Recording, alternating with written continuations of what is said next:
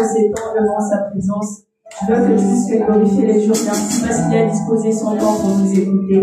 Je veux que tu élèves ta voix et que tu dises merci à Dieu pour sa manifestation, pour cette première partie. Prie au nom de Jésus. Seigneur Jésus, je te dis merci parce que tu t'es manifesté. Seigneur, je te dis merci parce que tu étais là depuis le début jusqu'au moment, Seigneur. Je te dis merci parce que tu nous as écoutés.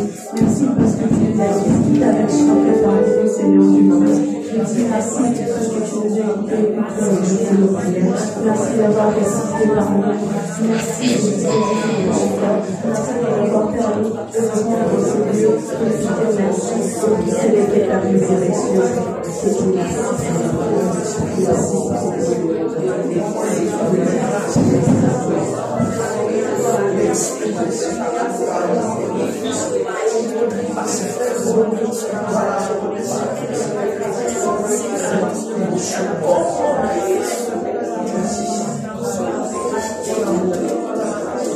Amen, amen. Amen. Amen, amen. Amen. Est-ce qu'il y a des chrétiens joyeux de la résurrection ici? Est-ce qu'il y a des chrétiens joyeux de la résurrection? Manifestez-vous, manifestez-vous. Alors laissez la place au groupe d'adoration de Dieu. Amen.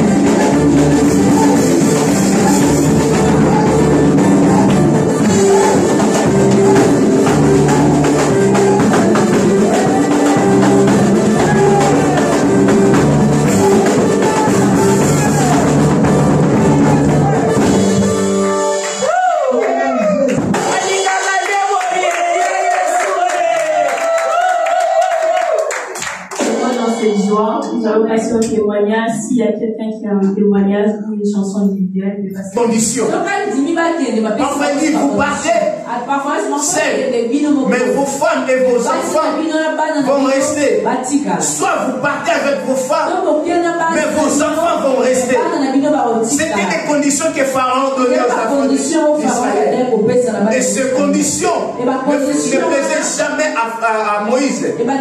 Moïse avait dit, nous allons sortir tous, nous, les sommes, nos femmes, nos enfants et nos biens. Et les gardes du Pharaon étaient toujours agressés. Alors un jour le Seigneur a dit à Moïse, cette fois-ci, Pharaon va libérer mon peuple. Alors le Seigneur a dit à Moïse et à Aaron, il a dit, dis à mon peuple, dans chaque famille, qu'ils prennent un anneau, sans défaut, sans tâche, un agneau, d'un an. Alors ils ont pris cet anneau,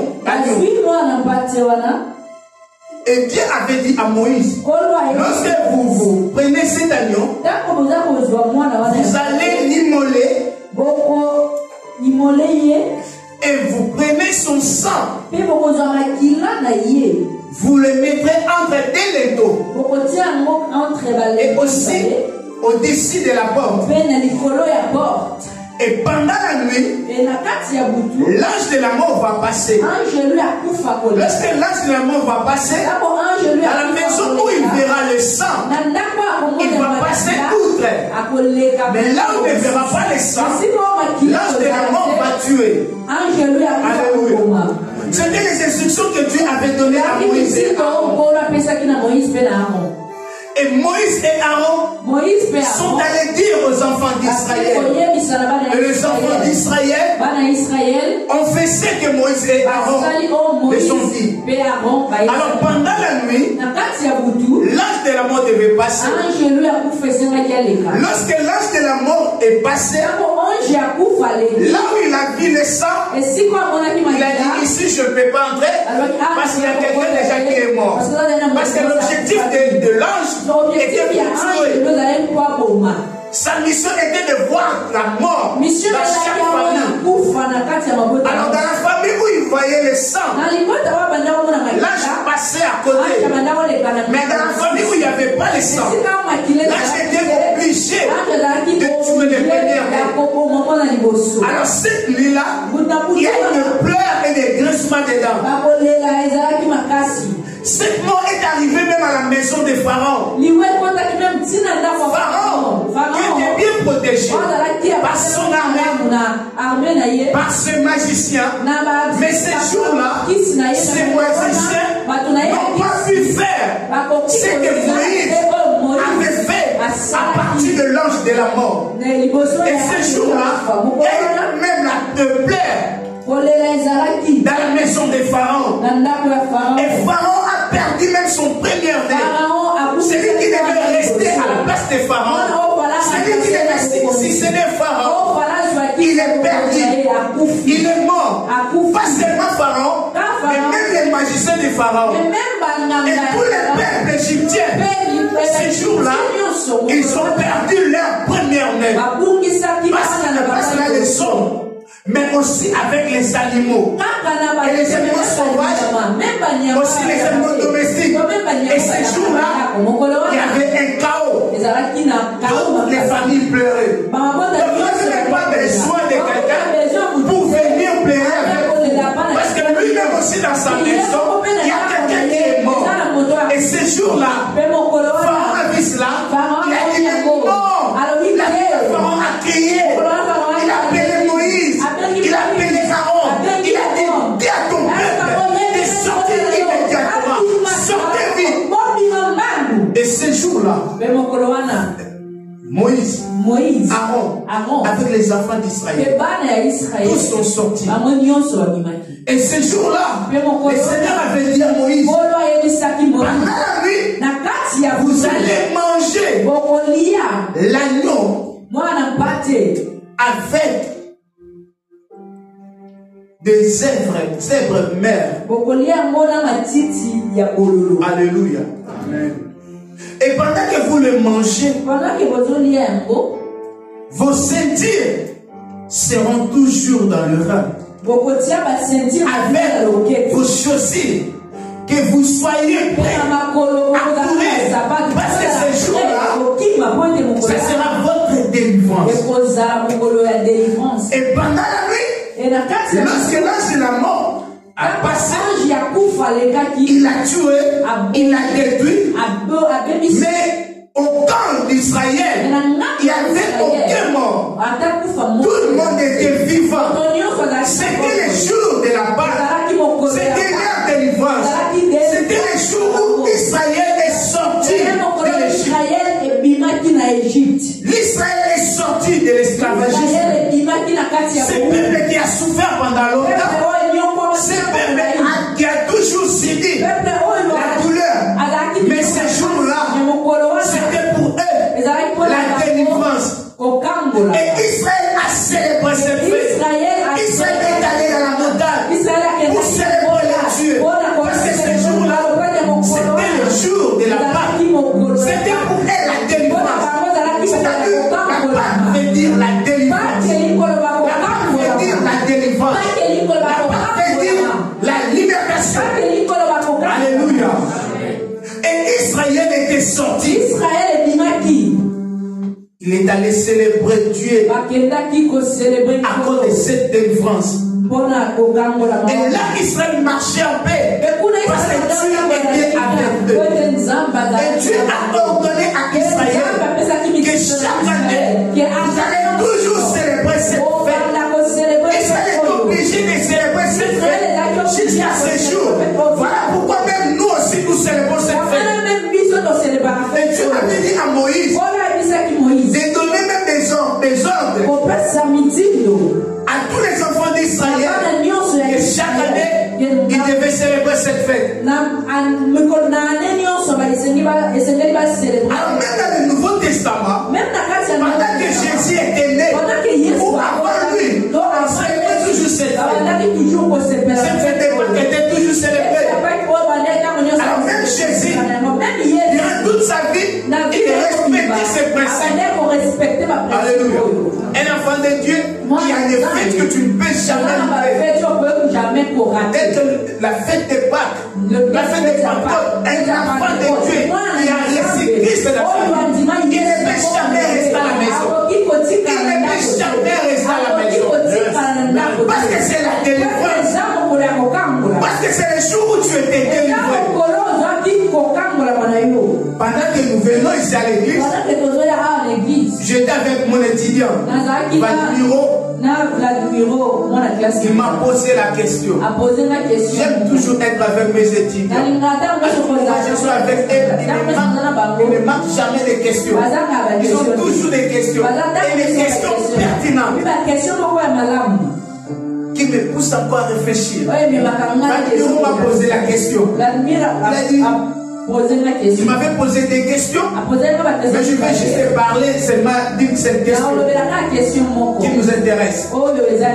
Il m'a dit, pasteur, j'ai des questions à te poser. Regarde, un enfant comme Vladimir, il me pose des questions.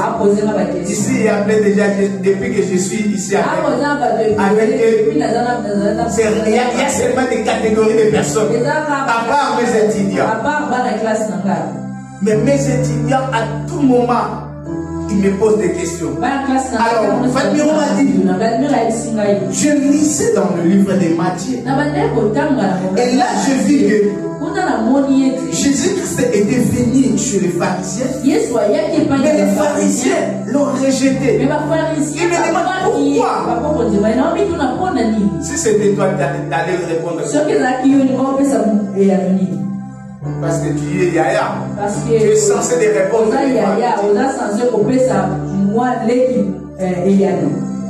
Je lui ai dit dans ma vie, je lui ai répondu par rapport au livre des Jean. Dans le livre des Jean, on nous dit,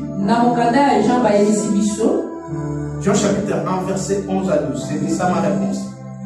Elle est venue chez les siens, mais les siens ne l'ont pas reçu. Mais à tous ceux qui l'ont reçu, à ceux qui croient en son nom, il a donné le pouvoir de venir enfants de Dieu. J'ai dit encore ceci. Si les Juifs avaient accepté Jésus, les Juifs allaient s'accaparer de Jésus. Ils n'allaient pas vouloir que Jésus vienne à nous. Ils allaient faire en sorte que Jésus que ça reste.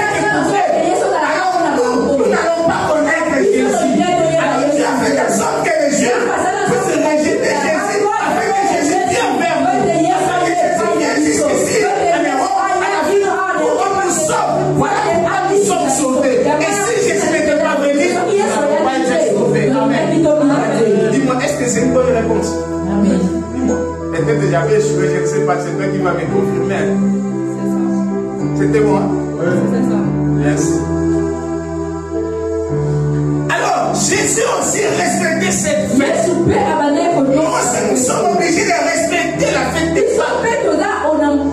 Parce que nous sommes des enfants de Dieu. Nous faisons partie de la famille de Dieu. Et Jésus dira toute sa vie, à chaque fois il y a là-bas, il partait à l'église. Mais il arriva un jour, c'est Jésus qui respectait la Pâque. Or, les choses devaient changer. Alléluia. Celui qui célébrait la Pâque devait devenir la Pâque. Alléluia. Alors, cela fait que vers la Pâque, et dimanche avant, on devait changer la donne. Il a fallu que les pères qu'on mange chaque fois avec les sangs puissent se transformer à une personne qu'on appelle Jésus. Alors Jésus avait fait l'appel à ses disciples. Il a dit, bientôt c'est la Pâque. Nous allons célébrer la Pâque. Et il y a ses disciples. Où devons-nous célébrer la Pâque? Ils ont trouvé un endroit. Ils ont trouvé les éléments essentiels. Le pain avec les raisins ou le jus. Alors, Jésus a pris ce que nous devons faire. Il a dit à ses pères et ses disciples, prenez ceci, prenez ce pain, c'est mon corps. C'est pour la première fois que le pain se transforme d'un corps humain. Et il a dit aussi, prenez ce pain, c'est mon sang. Aujourd'hui, comme j'ai dit, c'est la sorcellerie spirituelle. Si dans ces cas-là, on peut l'appeler la sorcellerie. Mais chez nous, on l'appelle un corps mystique et un sang mystique de Dieu. Et ils ont pris cela, ils ont mangé, ils ont bu le jus, mais à l'image du sang. Après cela, Jésus était arrêté. On l'a amené. Il était passé par-ci, par-là. Il était jugé à plusieurs fois dans plusieurs bureaux. Alors, arrivé un vendredi, cet homme devait maintenant mourir. Jésus devait passer à l'accomplissement de sa mission. On commença à le torturer. On l'avait chicoté. Il était tellement chicoté. Si c'était moi, peut-être nous allons faire l'hémorragie. Nous allons mourir au cours du chemin. Mais lui, il a porté la croix. Il est allé jusqu'à la croix. Et il est crucifié. Après avoir crucifié, entre les deux soirs,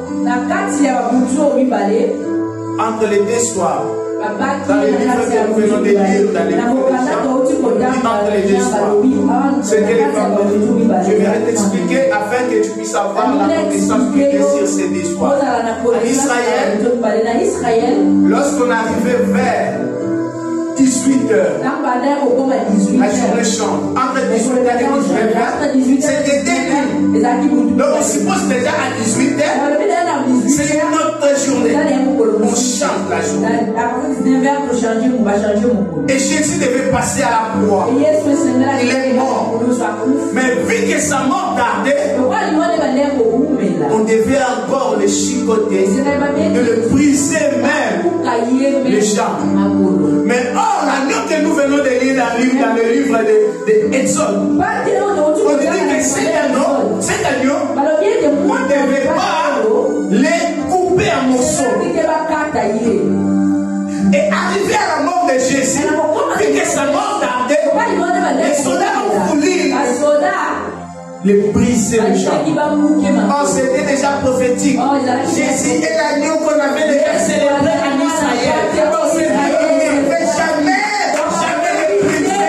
Et c'est resté là, et ne pas être brisé. Alléluia. Et à la croix, lorsque nous est venu briser ses jambes, ils ont vu qu'il est déjà mort. Selon les hommes, disent, ah oui, c'est fini. Sa mission est finie par là. Il a échoué. Parce que selon la Bible, on disait que le Messie sera éternel. Mais pourquoi ce Messie est mort? Oh, ce Messie devait mourir. Parce qu'il devait porter nos péchés. Il devait porter nos souffrances. Il devait aller vers sauver ce qui était déjà mort avant. Alléluia. Mais le Messie est mort. Et puis le Messie a mouru. C'est par là que l'histoire a commencé. La vraie histoire de Jésus a commencé non pas depuis sa naissance, mais depuis sa mort. Parce que sa mission était venue pour mourir. Il est venu pour mourir à cause de nos péchés, à cause de nos malédictions, à cause de nos défauts. C'est pourquoi il est venu mourir. Et il faut toujours célébrer Jésus. C'est pourquoi quand tu pries, bien aimé, tu ne peux pas manquer des sujets de prière. Tu sais, quand tu réalises la mort de Jésus, ça t'inspire déjà. Tu dis, Seigneur Jésus, je ne vois personne qui pourrait mourir à ma place. Même mes parents ne peuvent jamais mourir à ma place. Personne ne pouvait le faire. Mais toi, tu l'as fait. Tu as fait ça pour moi. Tu étais un pécheur. Tu étais condamné. Tu devais aller en enfer. Mais toi, tu as pris ma place. Oh Seigneur Jésus, merci. Amen. Et Jésus est mort. Mais 3 jours après, les femmes sont décidées d'aller au tombeau. Ils ont dit, nous allons embaumer le corps de notre maître. Oh, c'était le dimanche matin. C'était le 3e jour. Et les femmes sont allées pour embaumer le corps de Jésus. Et pendant qu'elles partaient, au cours du chemin, les femmes s'inquiétaient avec beaucoup de certitude. Ils disaient, qui mourra? Qui mourra la prière? C'était ça la question.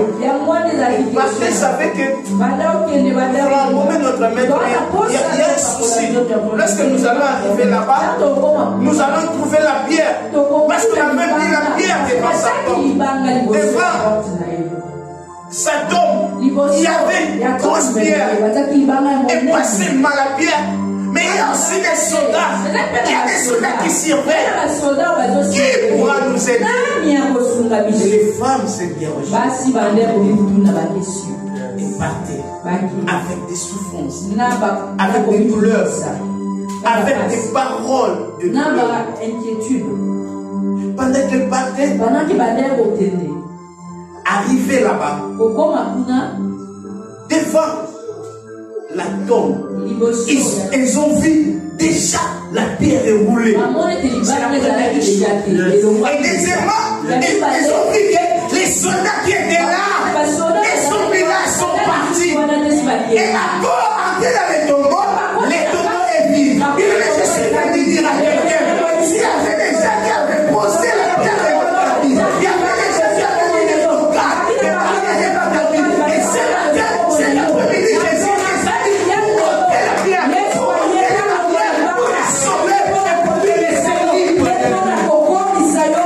Ils ont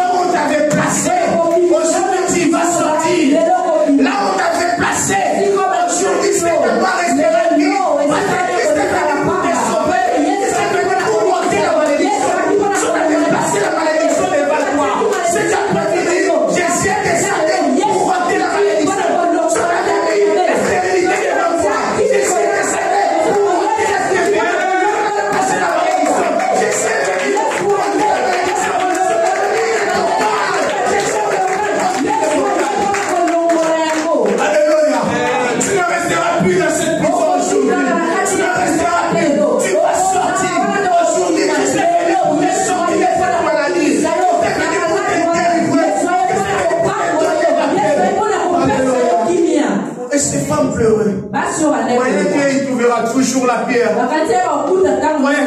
Il y aura toujours des soldats. Parce que l'homme de Galilée, la personne qu'on ne peut jamais mettre en prison, la personne qu'on ne peut jamais arrêter. La Bible dit troisième jour, il est ressuscité. Jésus est vivant.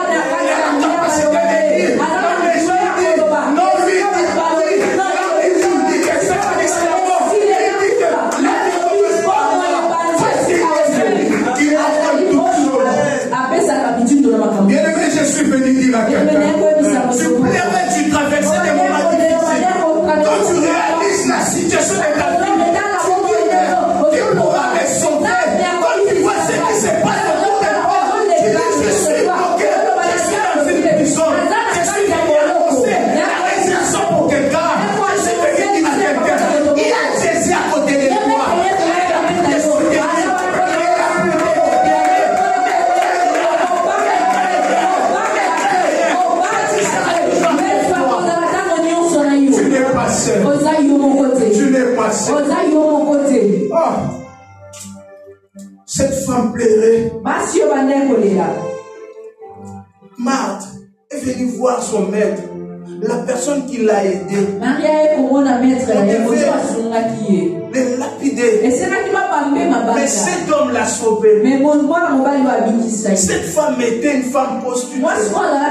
Mais grâce à cet homme, il a sauvé ma vie. Alors il est où?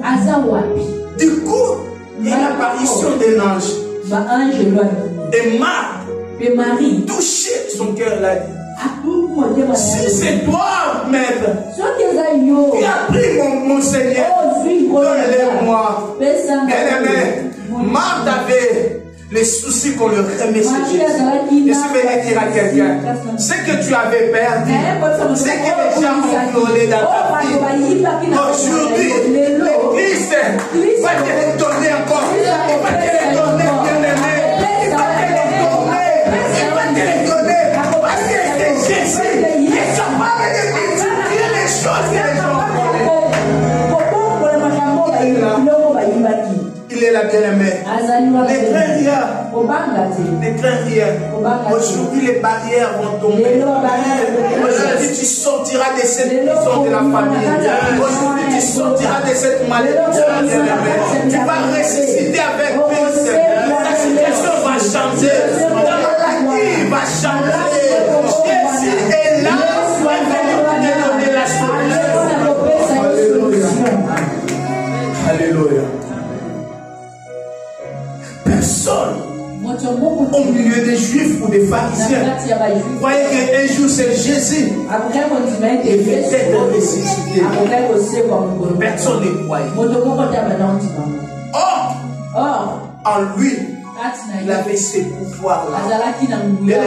Je suis venu dire à quelqu'un, dans ton cœur, dans ton corps, dans ton esprit, il y a un esprit de vie. Un esprit de vie. Le Saint-Esprit en toi, capable de donner ce que ton cœur désire. Voilà pourquoi la Bible nous dit, demandez afin que votre joie soit parfaite.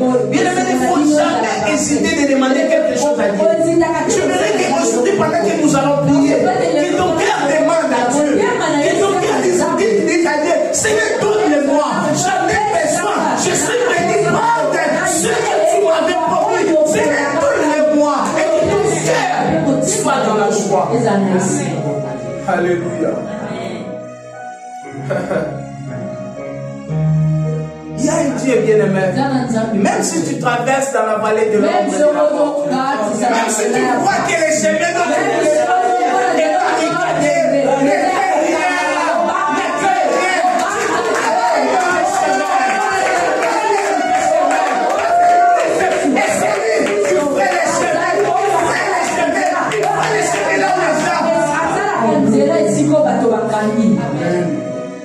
Lorsque nous étions encore à l'école primaire, on nous donnait un verset que je vais beaucoup.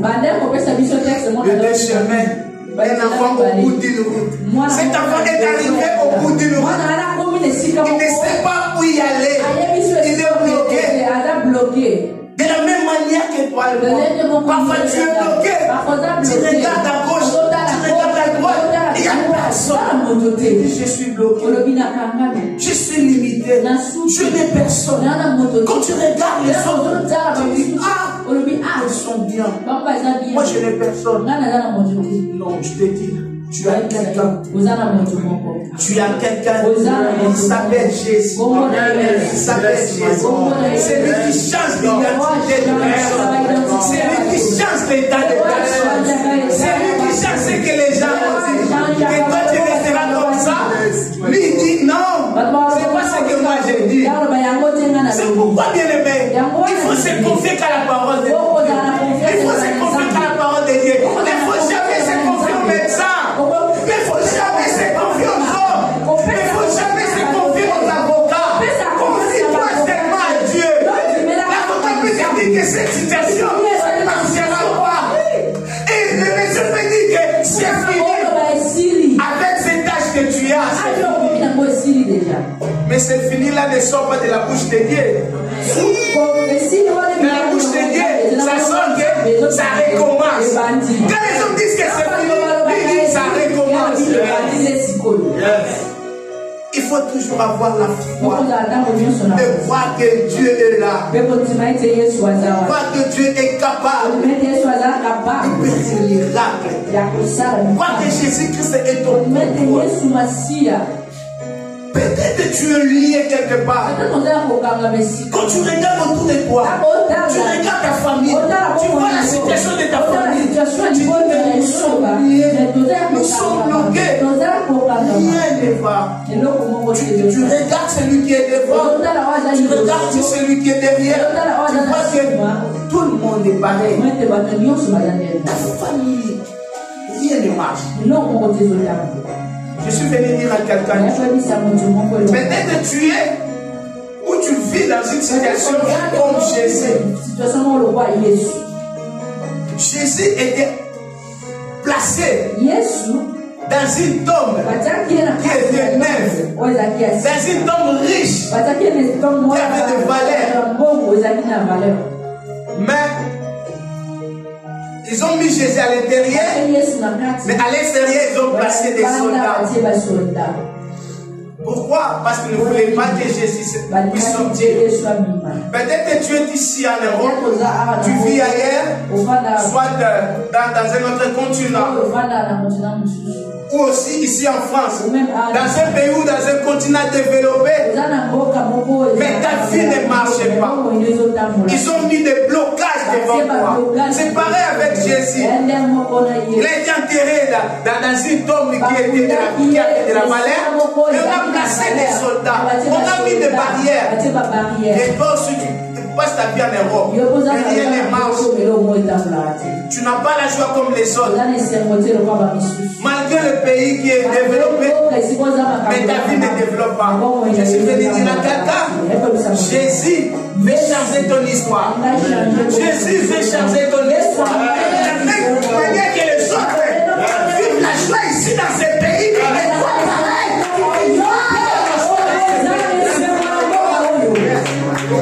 Jésus veut faire ta joie. C'est possible. C'est possible. La Bible dit, il a effacé l'acte dans les ordonnances que nous connaissons. Ça va nous aider à la prière. Colossiens chapitre 2, nous allons lire. Et ça va encore nous amener plus loin. Et aujourd'hui, les chaînes seront brisées. Les chaînes seront brisées, bien aimés. Et la prison sera ouverte. Tu seras délivré. Colossiens chapitre 2, lisez rapidement. Colossiens chapitre 2, verset 14 à 15. Je lis au nom du Seigneur. Il a effacé l'acte dont les ordonnances nous condamnaient et qui subsisté contre nous. Et il l'a détruit en le clouant à la croix. Il a dépouillé les dominations et les autorités et les a livrés publiquement en spectacle. Alléluia. Est-ce qu'on peut acclamer pour cette parole de Dieu? Est-ce que vous avez compris ce que la Bible dit? Il a effacé. Il a dans les autobus pour qu'on allait. Si tu es ici, que la famille t'avait maudit, que quelqu'un de ta famille avait prononcé des mauvaises paroles, avec ceux qui ne sont contre toi, je suis venu dire à quelqu'un que c'est à effacer de la croix. Il y a pas de pouvoir, mais il faut jamais croire à ça. Si m'avait dit ceci, moi je m'avais dit ceci, il faut le dire que la Bible dit que c'est à effacer ces affaires. Il faut croire à ça. Il ne faut pas avoir peur des oncles. Surtout nous les Bakongo. Dans notre famille, nous avons des oncles. Pas des oncles, mais un oncle. Parce que les autres sont un peu bien.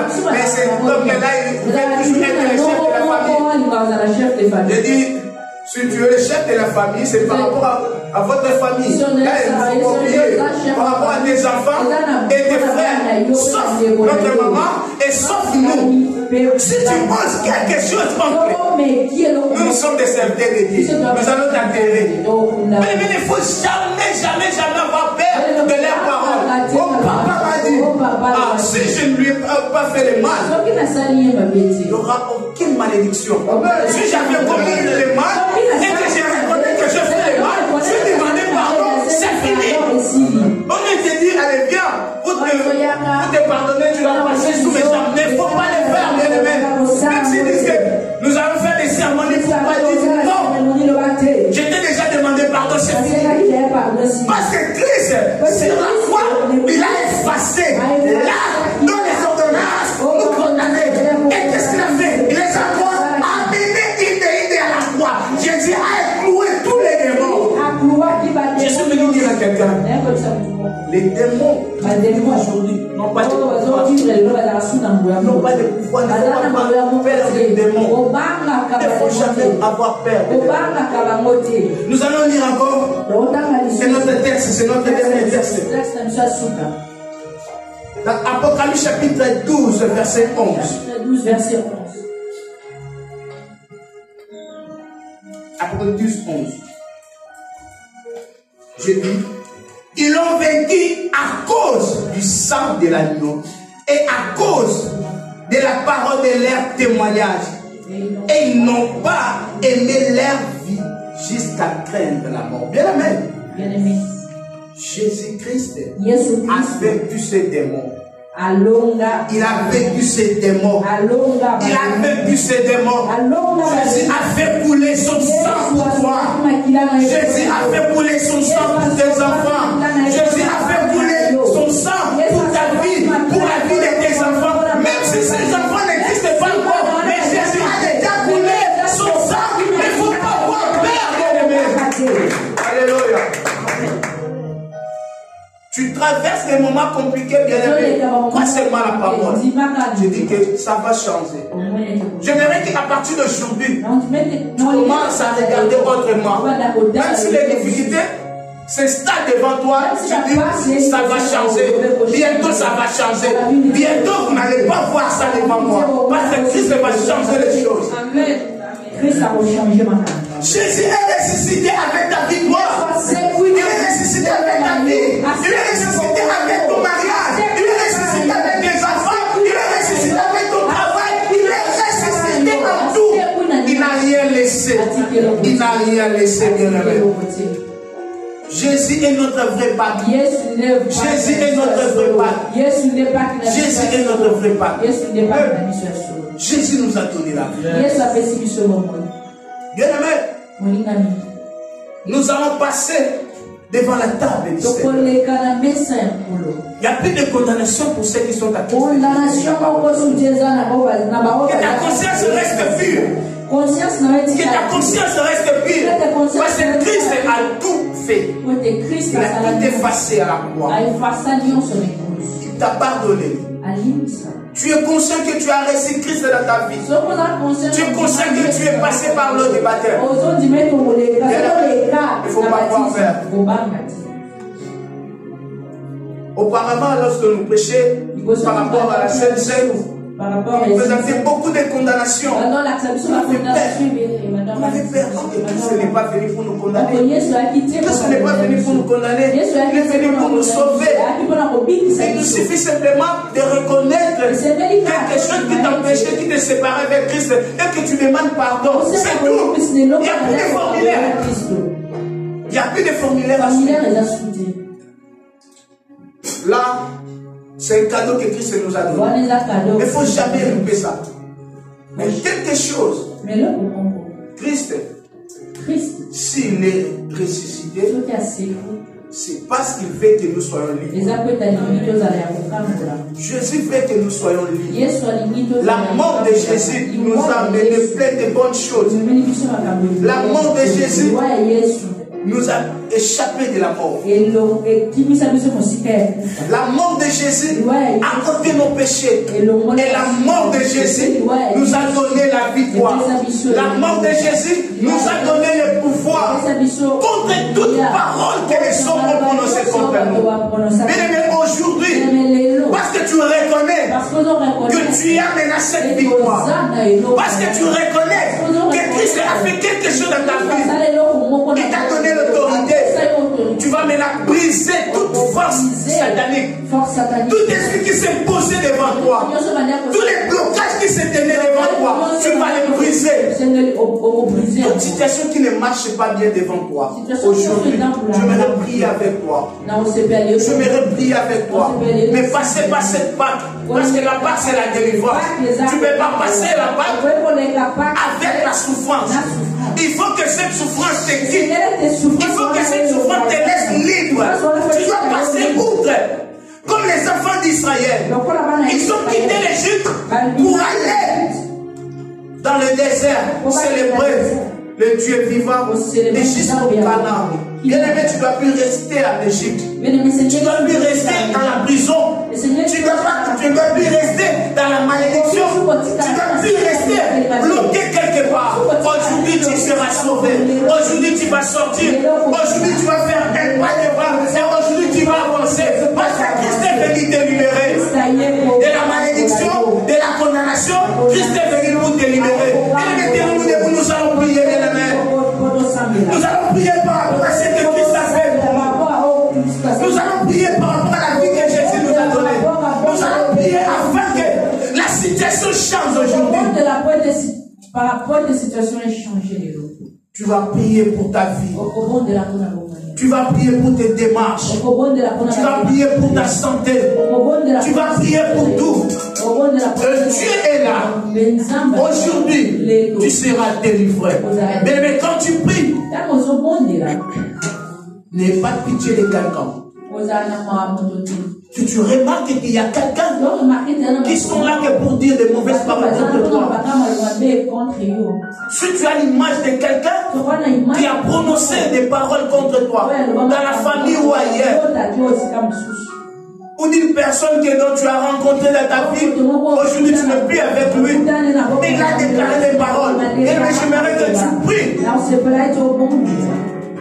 Que tu pries par rapport à cela, tu déclares qu'aujourd'hui je sors de la prison satanique, je sors de la malédiction, je sors. Prie au nom de Jésus, commence à prier avec moi, bien aimé. Priez aujourd'hui, c'est le jour de ta délivrance. C'est le jour de ta délivrance, ne pouvez pas cette journée. Je vais l'éternel te délivrer. Tu seras ressuscité aujourd'hui.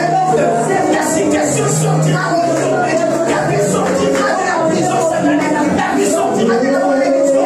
Ta vie sortira. Sortira aujourd'hui. Au nom de Jésus. Au nom de Jésus, commence à prier. Commence à prier. Commence à prier dans le nom de Jésus. Au nom de Jésus.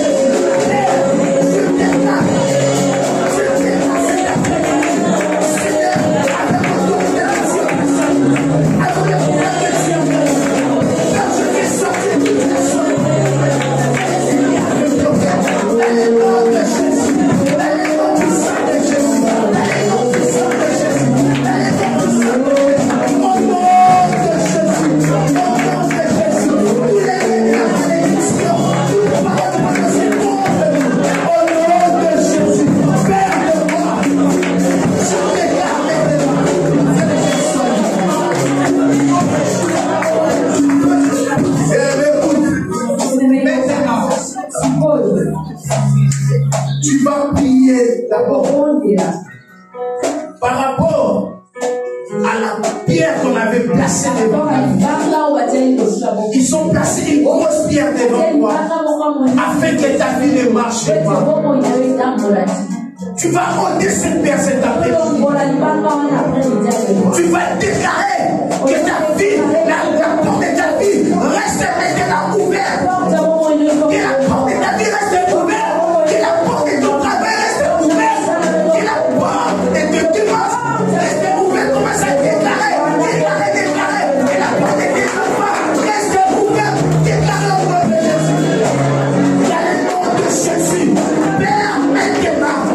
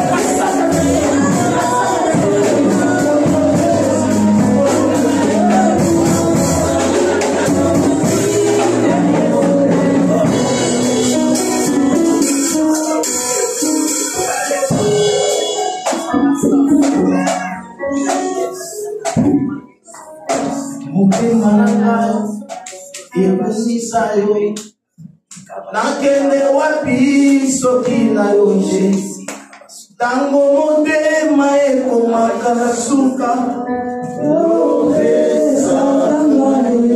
J'aimerais que nous chantons cette chanson bien-aimée. Ça va nous amener à la délivrance. Chante, passez moment de cantique avec l'Esprit de Dieu qui est avec nous, avec les anges de Dieu. Nous chantons pour Dieu. C'est l'heure de la délivrance. C'est le moment de la délivrance. C'est le moment de la résurrection. Alléluia.